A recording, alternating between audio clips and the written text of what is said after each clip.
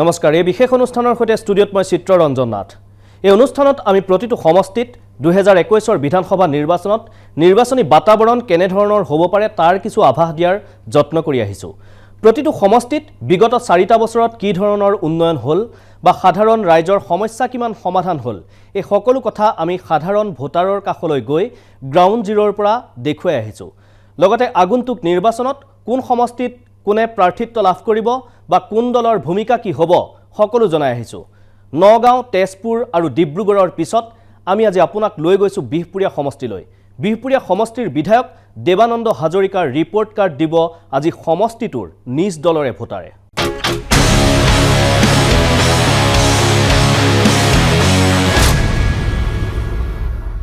বিহপুৰীয়া সমষ্টিৰ পৰা 2016 ৰ বিধানসভা নিৰ্বাচনত কেইবাজনো প্ৰাৰ্থীয়ে প্ৰতিদ্বন্দ্বিতা কৰিছিল তাৰ ভিতৰত মূল যুঁজ চলিছিল বিজেপিৰ দেৱানন্দ হাজৰিকা কংগ্ৰেছৰ ভূপেন কুমাৰ বৰা আৰু নিৰ্দলীয় প্ৰাৰ্থী প্ৰেমধৰ বৰাৰ মাজত দেৱানন্দ হাজৰিকাই লাভ কৰিছিল 66563টা ভোট বিপৰীতে কংগ্ৰেছৰ ভূপেন কুমাৰ বৰাই লাভ কৰিছিল 40376টা ভোট আৰু নিৰ্দলীয় প্ৰাৰ্থী প্ৰেমধৰ বৰাই লাভ কৰিছিল মাত্ৰ 754টা ভোট দুটাকৈ কাৰ্যকাল সমষ্টিটোত প্ৰতিনিধিত্ব কৰা কংগ্ৰেছৰ ভূপেন বৰাক পৰাস্ত কৰি জয় হৈছিল দেৱানন্দ হাজৰিকা বহু আশাৰে বিহপুৰীয়াৰ জনতাই জয় কৰাইছিল দেৱানন্দ হাজৰিকাক সমষ্টিবাসীৰ আশা কিমান পূৰণ হ'ল আজি আমি দেখুৱাম কিন্তু তাৰ পূৰ্বে আপোনাক জনাই ল'ব বিচাৰিছো কিছু নিৰ্বাচনী তথ্য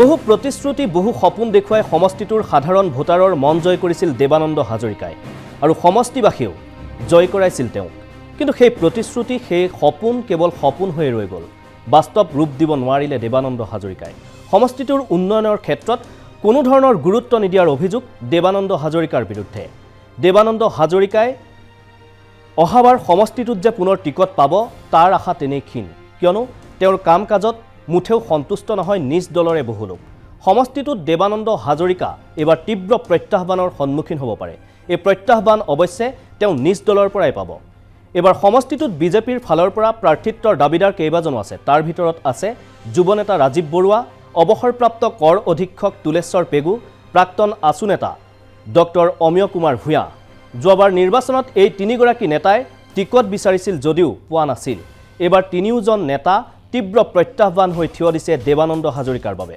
সমষ্টিটোত দলীয় কাম কাজতেই হওক বা উন্নয়নমূলক কামতেই হওক সকলো ক্ষেত্ৰতে দেৱানন্দ হাজৰিকাৰ ভূমিকাত অসন্তুষ্টি ব্যক্ত কৰি আহিছে দলীয় তৃণমূল পৰ্যায়ৰ নেতাকৰ্মীয়ে এনেবোৰ বিষয়ৰ সুযোগ লৈ ৰাজীৱ বৰুৱাকে ধৰি যি তিনি বিজেপিৰ প্ৰাৰ্থিত্বৰ দাবীদাৰ আছে তেওঁলোকে দেৱানন্দ হাজৰিকাৰ অংকত আউল লগাটো এক প্ৰকাৰ খাটাং অসম গণ পৰিষদেও কুচকাৱাজ চলাই আছে আগন্তুক নিৰ্বাচনৰ বাবে সমষ্টিটোত এবাৰ অগপৰ প্ৰাৰ্থিত্বৰ দাবীদাৰ প্ৰাক্তন বিধায়ক কেশৰাম বৰা মাধৱদেৱ বিশ্ববিদ্যালয়ৰ অধ্যাপক মাখন তামুলী ইফালে অধিবক্তা অৰূপ বৰবৰুৱাৰ নেতৃত্বত গঠিত গণমৰ্চাৰ পৰাও প্ৰতিদ্বন্দ্বিতা কৰাৰ সম্ভাৱনা আছে যুৱনেতা তথা অগপৰ কেন্দ্ৰীয় সমিতিৰ প্ৰাক্তন সম্পাদক অচ্যুত শইকীয়াই আনফালে বৰ্ষীয়ান নেতা তথা প্ৰাক্তন শিক্ষামন্ত্ৰী প্ৰেমধৰ বৰাই নিৰ্দলীয়ভাৱে নিৰ্বাচন খেলিব সমষ্টিটোত কংগ্ৰেছৰ ফালৰ পৰা সমষ্টিটোত প্ৰাক্তন বিধায়ক তথা নিখিল ভাৰত কংগ্ৰেছ কমিটিৰ সম্পাদক ভূপেন কুমাৰ বৰায়ো কুচকাৱাজ অব্যাহত ৰাখিছে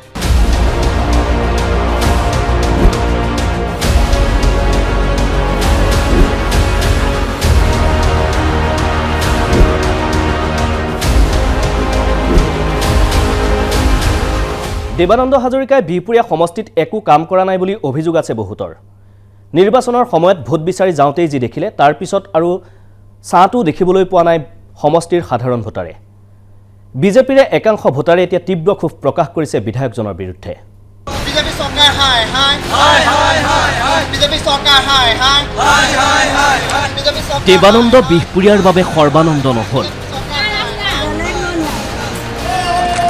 বিহপুৰীয়াবাসীৰ আনন্দত যেন বিহে ঢালিছে দেৱানন্দই দেৱানন্দক দিছপুৰলৈ পঠিয়াই আনন্দ নাপালে সমষ্টিবাসীয়ে পালে মাথো অবৰ্ণনীয় কষ্টহে শূন্যতাৰ এই চকুপানী জনপ্ৰতিনিধিৰ কৰ্মৰ ফল পৰিয়ালটো কি কম এই পৰিয়ালটো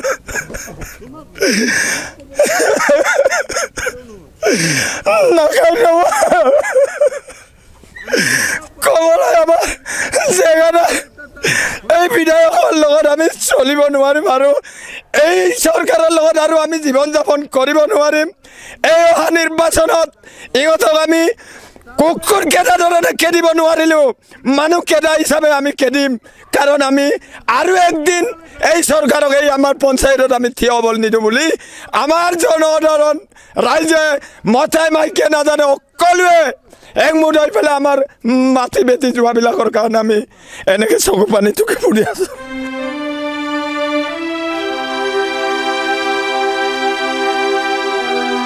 সোৱণশিৰি এতিয়া নিশ্চিহ্ন কৰিব বিহপুৰীয়াৰ অস্তিত্ব। জন্মদাতাক পাহৰি যোৱা কুলাংগাৰ সন্তানৰ দৰে দেৱানন্দই পাহৰি গ'ল ভোট দিয়া মানুহখিনিক।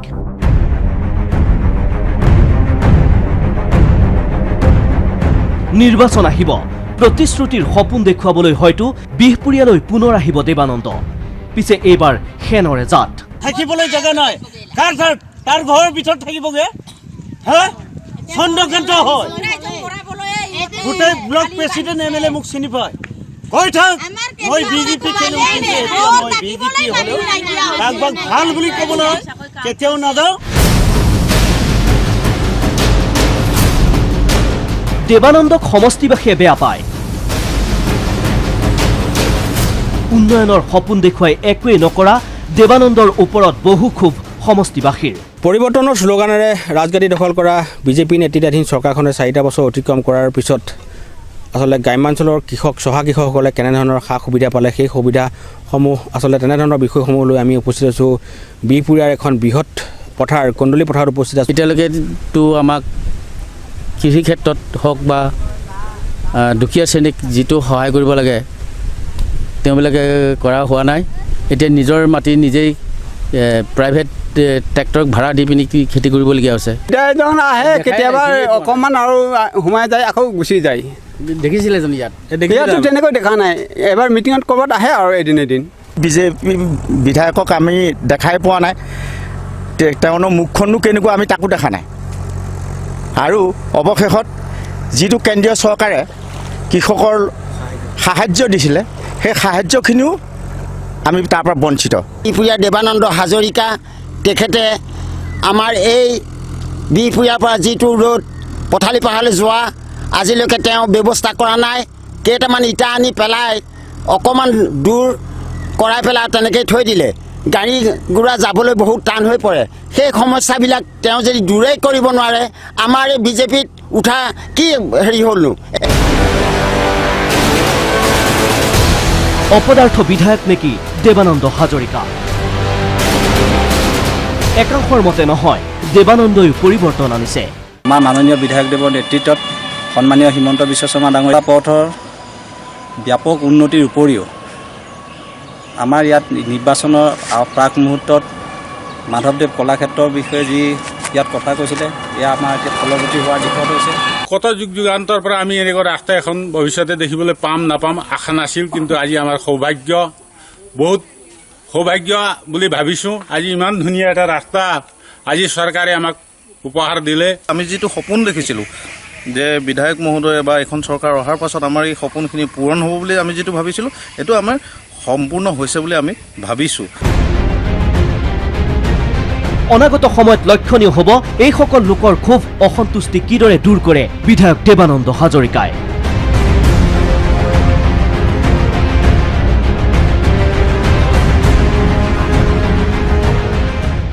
এইখিনিতে সময় হৈছে কিছু সময় বিৰতিৰ পিছত দেখুৱাম সমষ্টিটোৰ সম্ভাৱ্য প্ৰাৰ্থী বিজেপিৰ সম্ভাৱ্য প্ৰাৰ্থী ৰাজীৱ বৰুৱাই কি মন্তব্য কৰে আৰু দেৱানন্দ হাজৰিকাই কি কাম কৰিলে তেওঁ নিজৰ মুখেৰে ক'ব।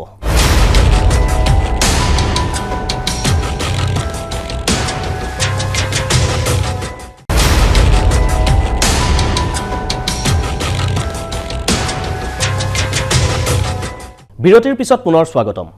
সমষ্টিটোত দেৱানন্দ হাজৰিকাই কি কাম কৰিলে তেওঁৰ মুখেৰে শুনোৱা হওক। 4টা বছৰত আমি প্ৰথম কথা গোটেই সমষ্টিটোত যিহেতুকে আমাৰ ভাৰতৰ প্ৰধানমন্ত্ৰী ডাঙৰীয়াই কৈছিলে যে দুৰ্নীতি বিৰুদ্ধে অভিযান, অসম চৰকাৰৰ এটা নাৰা আছিলে যে দুৰ্নীতিমুক্ত অসম হ'ব লাগে। ঠিক তেনেধৰণে মই প্ৰচেষ্টা চলাই আছোঁ আৰু সাফল্যমণ্ডিত হৈছোঁ। গোটেই সমষ্টিটোত দুৰ্নীতি যাতে ৰোধ কৰিব পাৰি, কোনো প্ৰকাৰ যাতে নহয়, তাৰ কাৰণে আমি চেষ্টা কৰি আছোঁ আৰু পাৰ্যমানে আমি কৰিছোঁ।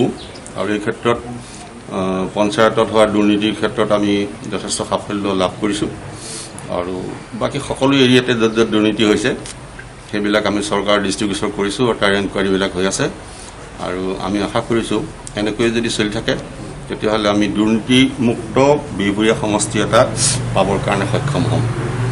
দ্বিতীয়তে আমি বিভিন্ন ছেক্টৰত চৰকাৰৰ সাহায্যত নানান কাম আমি কৰিছোঁ। প্ৰথমতে আমি কওঁ কানেক্টিভিটি ক্ষেত্ৰত। কানেক্টিভিটি হ'ল উন্নয়নৰ মূলমন্ত্ৰ। গতিকে মই MLA হোৱাৰ পিছতে মই গম পাইছিলোঁ, দেখি পাইছিলোঁ গোটেই সমষ্টিটোত ৰাস্তা পদূলিৰ অভাৱ, গোটেই ভঙা চিঙা ৰাস্তা আৰু কিছুমান এৰিয়াততো ৰাস্তা পদূলি নাছিলেই। এতিয়া আমি বৃহৎ সাফল্য লাভ কৰিছোঁ। আমাৰ PMGSৰ অধীনতে আমি প্ৰায় 40টামান ৰাস্তা পালোঁ, প্ৰায় 15খনমান দলং পাইছোঁ আৰু আমাৰ চৰকাৰৰ যিটো লাচিত চিলাৰে সেইটো conversion of SPT to RCC, semi permanent timber ব্ৰিজৰ পৰা RCC কৰা, তেনেকুৱা আমি 10খন কৰিছিলোঁ আৰু PMGSৰ আন্ধাৰত ৰাস্তাৰ লগত হাত লৈ পেলাই সেইখিনি দলং আমি ইতিমধ্যে পাইছোঁ। বিহপুৰীয়া সমষ্টিত বিজেপিৰ অন্যতম প্ৰাৰ্থিত্বৰ দাবীদাৰ হিচাপে চৰ্চিত হৈছে যুৱ নেতা ৰাজীৱ বৰুৱা। দেৱানন্দ হাজৰিকা সন্দৰ্ভত ৰাজীৱ বৰুৱাই কি মন্তব্য কৰে বা তেওঁ টিকট পাব বুলি ভাবেনে, শুনোৱা হওক। বিহপুৰীয়া সমষ্টিত এনে বহু সমস্যা থাকি গ'ল, কাৰণ বিজেপি চৰকাৰখনে এই সময়ত বহু ভাল কাম কৰি আছিল। আমাৰ MLA-জনো বিজেপি আছিল, সেয়েহে আমি এই কামখিনি কৰিব পাৰিলোহেঁতেন। তাৰ ভিতৰত প্ৰধান কাম হৈছে ৰঙানদী, সোৱণশিৰি, দিকং আৰু ব্ৰহ্মপুত্ৰ যিটো গৰাখহনীয়া সমস্যা বিহপুৰীয়াৰ বাবে, বিহপুৰীয়া সমষ্টিৰ বাবে ভাবুকি সৃষ্টি কৰিছে। ঠিক একেদৰে বিহপুৰীয়া টাউনখনত যিটো ৱাটাৰ লগিং আছে 4টা সমষ্টি, 4টা ৱাৰ্ডত, সেইকেইটা আমি ভাল কৰিব পাৰিলোহেঁতেন। আমি আৰু বিহপুৰীয়া আৰু নাৰায়ণপুৰ নগৰখনক উন্নতিকৰণৰ ওপৰত কিছুমান কাম কৰিব লাগিছিল। তেনেকৈ শিমলুগুৰি সৰু চহৰখনক আমি নগৰ পৰ্যায়লৈ উত্তীৰ্ণ কৰাৰ কথা ভাবিব লাগিছিল। আমি ছাত্ৰ ছাত্ৰীসকলৰ কথাও ভাবি বিহপুৰীয়া সমষ্টিত এখন উন্নত মানৰ কমাৰ্চ কলেজ প্ৰতিষ্ঠা কৰাৰ ওপৰত গুৰুত্ব দিব লাগিছিল আৰু ছাত্ৰ ছাত্ৰীসকলক ভকেশ্যনেল শিক্ষাৰ ওপৰত গুৰুত্ব দি ITI এটা প্ৰতিষ্ঠান যদি বিহপুৰীয়াত থাকিলেহেঁতেন, বিহপুৰীয়া ছাত্ৰ ছাত্ৰীসকল আগবাঢ়িব পাৰিলে। ঠিক তেনেদৰে মাধৱদেৱ ইউনিভাৰ্চিটিত উচ্চ মানৰ কিছুমান ছাবজেক্ট আমি দিব লাগিছিল, যিবিলাক ছাবজেক্টৰ দ্বাৰা আমাৰ এই বিহপুৰীয়া সমষ্টিৰ ছাত্ৰ ছাত্ৰীসকল ভৱিষ্যত পৰিকল্পনা কৰাত সহায় হ'লহেঁতেন। বিহপুৰীয়াৰ যিখন মাধৱদেৱ ইউনিভাৰ্চিটি, সেই ইউনিভাৰ্চিটিখনৰ কাম কাজ যদি কম সময়ৰ ভিতৰতে আমি আৰম্ভ কৰা পৰিকল্পনা ল'ব পাৰিলোহেঁতেন, তেতিয়া আমি বহুখিনি কাম কৰিব পাৰিলোহেঁতেন। ঠিক তেনেদৰে টিপলিং ষ্টেচনৰ যিটো সমস্যা, সেই টিপলিং ষ্টেচনটো যদি আপগ্ৰেড কৰা আমি ব্যৱস্থা কৰিলোহেঁতেন, তেতিয়াহ'লে বিহপুৰীয়া সমষ্টিৰ ৰাইজৰ বাবে এটা ডাঙৰ প্ৰব্লেম ছল্ভ হ'লহেঁতেন।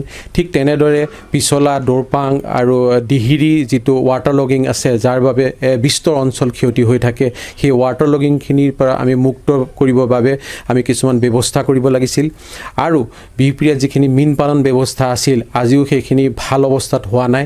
চৰকাৰ থকা স্বত্বেও যদি আমি মীন পালন ব্যৱস্থাটো উন্নত কৰিম বুলি ভাবিলোহেঁতেন, তেতিয়াহ'লে সেইটো আমি উন্নত পৰিকল্পনা ল'ব পাৰিলোহেঁতেন। ঠিক তেনেদৰে বিহপুৰীয়া সমষ্টিৰ এখন উন্নত মানৰ চিকিৎসালয় হ'ব লাগিছিল, কাৰণ ই এটা বিহপুৰীয়া সমষ্টিৰ বাবে ডাঙৰ সমস্যা আজি আহি পৰিছে। যদি বিহপুৰীয়া সমষ্টিৰ এখন চিকিৎসালয় যদি উন্নত মানদণ্ডৰ হ'লহেঁতেন, তেতিয়াহ'লে আমাৰ জনসাধাৰণ বহুখিনি ভাল অৱস্থা হ'লহেঁতেন। এই গোটেই কথাখিনিৰ ওপৰত আমাৰ কাম কৰা সুবিধা আছিল, কিন্তু কি কাৰণে আমি কাম কৰিব নোৱাৰিলোঁ, সেইটো এটা আটাইতকৈ বিচাৰ্য বিষয়।